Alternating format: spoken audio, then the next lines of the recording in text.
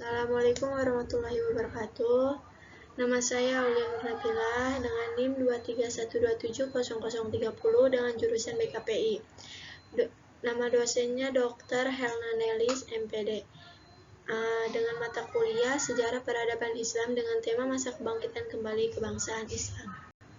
Kebangkitan Islam dibagi menjadi 4, yaitu yang pertama ada kebangkitan ilmu pengetahuan, yang kedua ada kebangkitan bidang keagamaan, yang ketiga ada kebangkitan bidang politik, dan yang terakhir ada kebangkitan bidang sosial dan budaya. Yang pertama, apa yang dimaksud dengan kebangkitan ilmu pengetahuan? Kebangkitan Islam adalah kebangkitan ilmu pengetahuan. Pergumulan di antara para ilmuwan adalah sebuah magnet yang sangat kuat daya rekatnya terhadap peradaban lain yang ada di sekitarnya. Islam menjadi prototipe peradaban ideal yang dicita-citakan oleh umat manusia, yang mapan dan maju dalam segala bidangnya. Utamanya adalah keilmuan. Keinginan dan harapan akan bangkitnya kembali peradaban baru yang berlandaskannya nilai-nilai Islam merupakan tantangan bagi setiap muslim untuk mewujudkannya. Satu hal yang pasti bahwa kemajuan peradaban Islam harus ditopang dengan kemajuan sains dan teknologi yang tetap diasaskannya nilai-nilai ilahiyah sehingga kebangkitan Islam merupakan suatu gerakan yang mengacu pada pandangan dari umat Islam bahwa Islam menjadi penting kembali karena Islam dikaitkan dengan perjalanan masa lalunya yang gemilang. Khususnya, kegemilangan itu tampak selama 7 abad. Yang pertama, sejak lahirnya Islam, dimulai dari masa Rasul, 23 tahun, Khulafaur Rasyidin, 30 tahun, Daulah Umayyah, 90 tahun, dan Daulah Abbasiyah, 500 tahun. Hingga masa tersebut mempengaruhi pemikiran kaum muslimin sekarang. Islam dianggap sebagai satu-satunya kekuatan alternatif memperbaiki kondisi umat yang sedang mengalami keterpurukan. Keterpurukan umat Islam selama kurun 7 abad, kedua sejak runtuhnya Daulah Abbasiyah abad ke-13 hingga datangnya kolonialisasi Barat ke negara-negara Muslim sampai abad 20 Masehi. Kebangkitan Islam abad ke-20 Masehi, formatnya gerakannya bukan lagi terfokus pada merekonstruksi sistem pemahaman ajaran Islam, tetapi menurut kelompok neorevivalis merespon gerakan modernis yang menurut mereka telah cenderung terbaratkan. Pembaruan atau kebangkitan Islam lebih memfokuskan perhatiannya pada persoalan keagamaan inter umat Islam. Yang kedua, apa yang dimaksud dengan kebangkitan dalam bidang keagamaan? Kebangkitan Islam dalam bidang keagamaan membahas bagaimana munculnya organisasi Islam dan peranan organisasi Islam dalam kiprahnya menyebarluaskan pemurnian ajaran Islam. Maka di bawah ini kemukakan terlebih dahulu alasan perlunya pemurnian Islam yang menjadi perdebatan antar kelompok ormas tersebut, antara lain.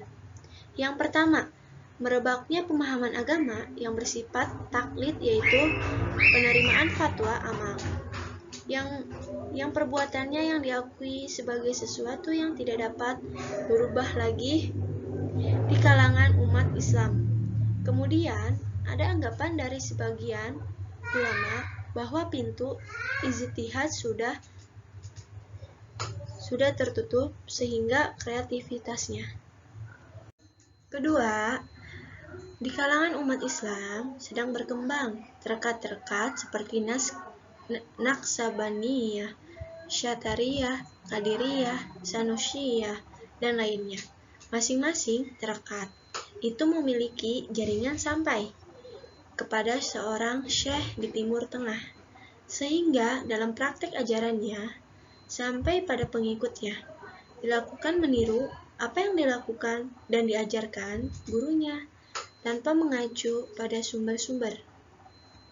Terekat atau jalan itu dimaksudkan akan mampu memberikan jalan atau cara bagi pengikutnya untuk mendekatkan diri kepada Tuhan. Ketiga, masalah perantara wasilah dalam berhubungan dengan Allah. Masalah lain yang menjadi perdebatan antara kelompok pembaharu dengan kelompok tradisional adalah masalah ushali. Bagi kelompok tradisional itu perlu disebutkan, sedangkan bagi kaum pembaharu tidak perlu disebutkan atau dihafalkan. Kemudian, masalah talqin mayit bagi pembaharu. Talqin itu adalah bid'ah. Dan bagi kaum tradisi, talqin itu diperbolehkan. Selanjutnya, perdebatan lain adalah sekitar bacaan basmalah dalam salat perlu dikeraskan atau dipelankan. Masalah kunut menurut pembaharu, Nabi hanya melakukan di saat krisis perang, sedang kelompok tradisi mengikuti mazhab Syafi'i yang mensunahkan dalam sholat subuh. Kemudian, masalah tarawih, 2 azan dan zikir. Ketiga, apa yang dimaksud dengan kebangkitan Islam dalam bidang politik? Kebangkitan Islam di dalam politik. Kebangkitan Islam pada era modern ini lebih dipandang sebagai profil Islam yang mengarah pada tahap yang lebih tinggi dalam bidang politik. Dengan maksud bahwa kebangkitan Islam dalam politik, Muslim mencerminkan tumbuhnya kebangkitan agama baik dalam kehidupan pribadi maupun umum. Adapun beberapa unsur penting yang menjadi pemicu bagi munculnya gerakan kebangkitan Islam, antara lain, sekularisasi dan kolonialisasi Barat yang pada tahap selanjutnya mampu menciptakan hegemoni Barat yang mengakibatkan timbulnya berbagai krisis di dunia Islam. Yang keempat, apa yang dimaksud dengan kebangkitan Islam di bidang sosial budaya? Kebangkitan Islam dalam bidang sosial dan budaya merupakan fenomena sejarah nasional yang menumbuhkan kembali semangat iman, stagnasi pemikiran dan fikih, serta gerakan harakah dan jihad. Kebangkitan ini juga membawa ujian-ujian bagi umat Islam, sehingga mendorong mereka mencari sebab-sebab kejatuhan dan kehinaan yang menimpa. Beranjak dari kesadaran ini, mereka menemukan kesadaran baru, yaitu yang pertama, menghidupkan iman, yang kedua, mengaktifkan pemikiran, dan yang ketiga, menggairahkan gerakan Islam.